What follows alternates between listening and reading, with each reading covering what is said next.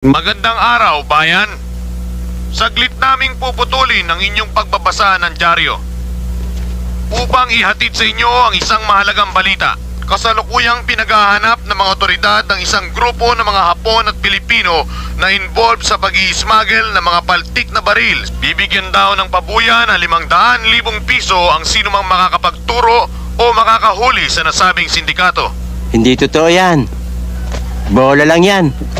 Anong bola sa sinabi ko? Hindi mo na maibibigay yun eh.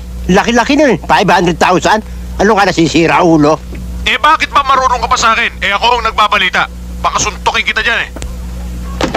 Sige nga, subukan mo. Ano? Nakita mo hinahanap mo? Kala mo hindi kita papatulan, ha? Sige nga! Haba ng baba mo! Oh!